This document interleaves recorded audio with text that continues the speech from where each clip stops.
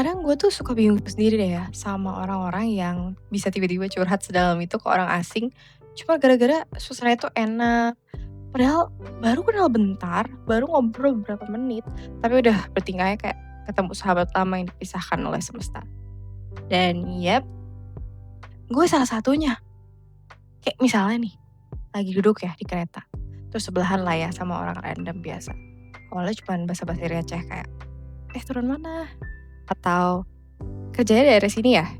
Terus habis itu obrolannya udah tuh, ngalir dari sana, ketawa dikit, nyambung. Tahu-tahu udah deh tuh, semua udah lu buka.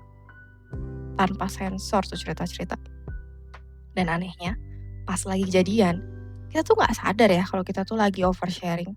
Ya karena suasana itu enak aja gitu, bikin kita ngerasa aman, kayak seakan-akan tuh ada ilusi kalau orang ini tuh nggak bakalan ngejudge kita gitu loh. Karena dia tuh juga nggak kenal gitu kan.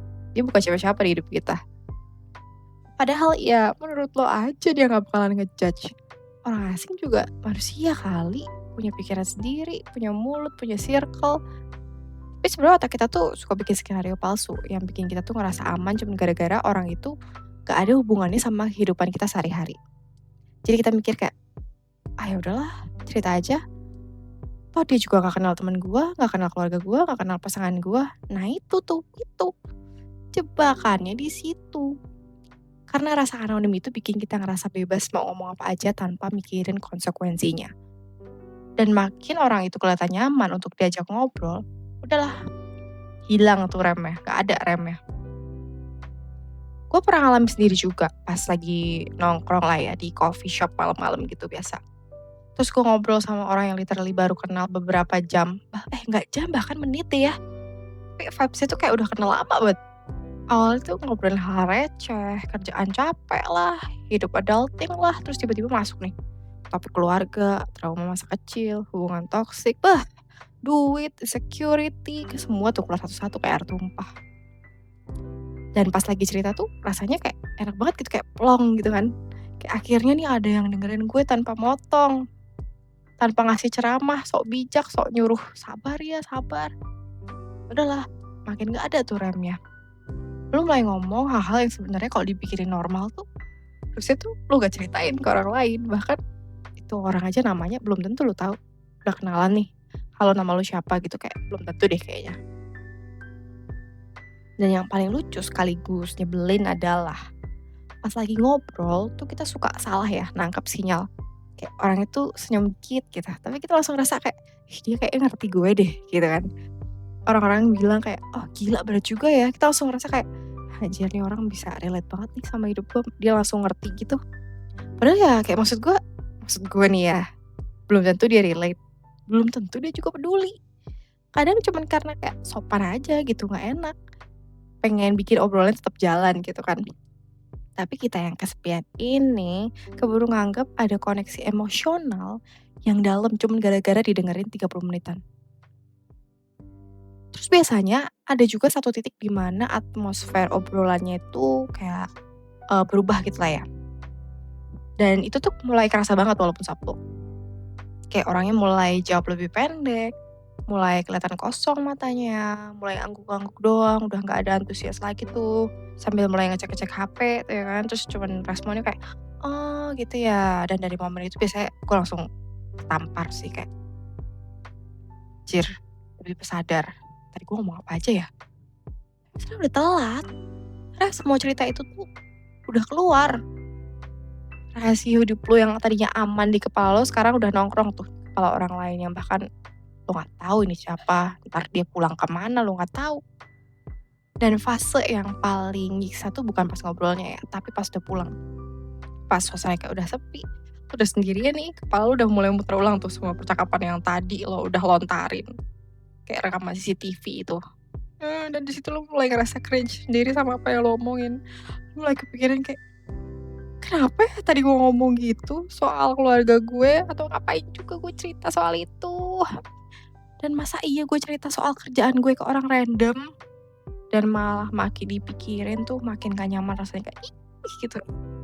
Kayak ada sensasi malu yang nusuk pelan-pelan, kayak lu jadi ngerasa kayak panjang secara emosional karena detail-detail hidup lu sekarang udah diketahui orang yang bahkan sekarang lo udah nggak tahu dia ada di mana, dan nggak tahu tuh kapan lo bisa ketemu lagi, bahkan nggak tahu bisa ketemu lagi atau enggak.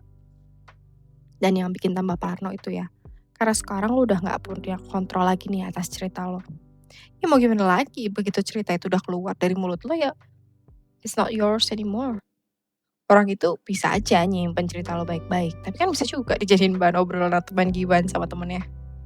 Bisa aja dia ketawa pas ceritain ulang kisah hidup lo ke orang lain. Bisa aja dia dalam hati nge-judge lo abis-abisan walaupun mukanya tadi kelihatan suportif. Dan lo gak akan pernah tahu.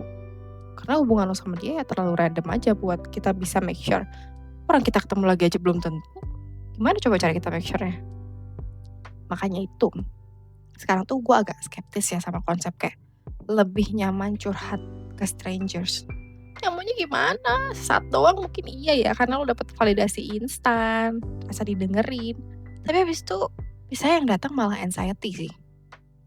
Karena ternyata keintiman emosional tuh nggak murah ya. Dan itu harusnya tuh lo bisa kasih ke orang-orang yang memang udah terbukti nih bisa jaga lo. Bukan ke orang random yang baru nongol satu malam terus tiba-tiba lo udah jadiin dia tempat kayak buang semua emosi dan luka hidup lo. Dan kalau dipikir-pikir, penyebabnya tuh kadang simpel banget. Bisa aja karena kita kesepian ya, numpuk lama, nggak pernah cerita juga ke orang lain. Bisa juga karena suasana malam ya, bikin lebih emosional. Atau mungkin kita habis minum, atau kita terlalu stres. Atau bisa juga kita ketemu sama orang yang cara ngomongnya emang bikin nyaman banget ya, yang good listener gitu. Sampai bikin kita lupa batas. Tapi sebenarnya alasan paling besarnya itu ya karena kita pengen dengerin aja sih, kita pengen didengerin. Gitu, karena kan kita sebagai manusia juga pasti capek ya nyimpen semuanya sendiri. Jadi begitu ada orang yang kelihatan mau dengerin, langsung deh tuh runtuh semua tuh pertahanan kalian. Sekarang gue bukan jadi orang yang anti ngobrol ya sama orang baru atau jadi dingin sama semua orang. Gak juga. Cuma sekarang sih lebih belajar penyerem aja. Karena kan gak semua obrolan hangat itu harus berubah jadi sesi bongkar trauma. Ataupun sesi kita curhat gitu ya. Kadang orang cuman ramah, tapi bukan berarti dia tuh layak nih buat dapet full akses untuk cerita hidup lo semuanya. Dan kadang, diem dikit tuh jauh lebih aman loh. Daripada kita bangun pagi, kita masih malu karena sadar tadi malam lo udah banyak ngoceh ke orang yang bahkan lo udah gak tahu lagi keberadaannya sekarang. Kadang kita tuh bukan butuh didengerin semua orang. Kita cuma lagi capek nyimpan semuanya sendirian. Ya tapi jangan sampai ya rasa lega sesaat tuh bikin lo nyerahin semua bagian yang paling rawan dari hidup lo ke orang yang bahkan belum tentu ada nih besoknya. Ya kan? Mulai sekarang coba deh biasain dikit. Kalau pas lagi ngobrol-ngobrol walaupun nyaman gitu ya tetap ada remnya lah. Kalau udah mulai pengen cerita terlalu jauh, tanya dulu ke diri lo sendiri. Kayak, gue bakal nyesel gak ya nih kalau nih orang tahu? Kalau masih ragu ya tahan aja. Ya karena kan gak semua orang yang nyaman diajak ngobrol itu layak nih buat masuk terlalu dalam ke hidup lo. Think again.